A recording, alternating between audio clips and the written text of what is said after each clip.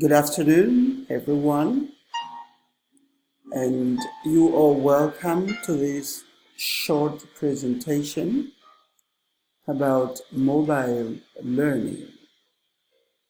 I will be exploring 2 decades of M-learning, looking at the history and evolution of the concept. I am Vincent de Paul Passy.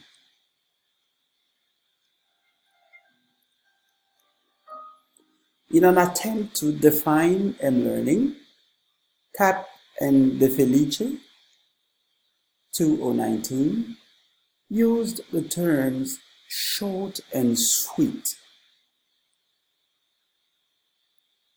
M-learning is a content that learners would consume in a very short time.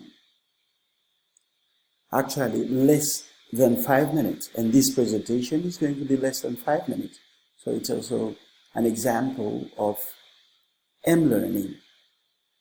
In exploring the 2 decades of M-learning, I'll also be looking at the 4 or 5 generations of mobile learning. The first generation,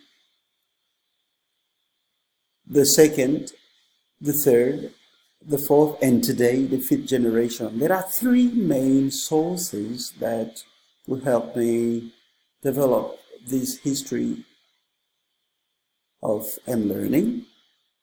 3 sources that explored recent themes and also gaps in research concerning M-learning, e-learning, and distant learning. The first source is from Campton, 2013, is a historical overview of M-learning. The second source from Berg and Muhlenberg, a handbook of mobile learning. And the third source, Deal, M-learning, as a subfield of open and distance education, a handbook of mobile education. We start with the first generation from 1980 to 1990 with the 1G, which was the first generation characterized by AMPS, allowing only simple communication and phone calls, as we can see in those devices. The second generation from the 90s is the 2G, characterized by TDMA with Wi-Fi and limited data service. The M-learning would take place through fax, short messages, and social network.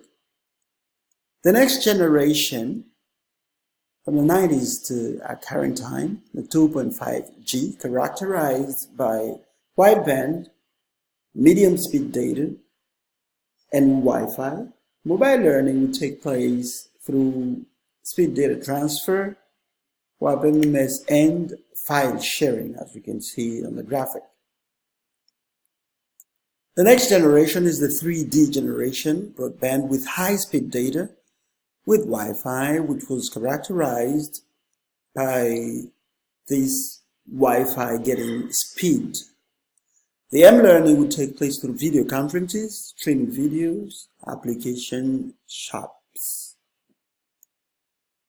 From the 2000s to our current time, that's the last generation, the 4G, and even today with new mobile devices and new A5G, 5th generation, characterized by global roaming and very high speed Wi-Fi. Mobile learning would take place through video conferences, stream videos, application shops, and even today, innovations like the virtual reality. Virtual reality has become another way of learning through mobile devices. Thank you very much for your attention, and I hope you learned something about the history and development of mobile learning. Thank you, and I wish you all the best.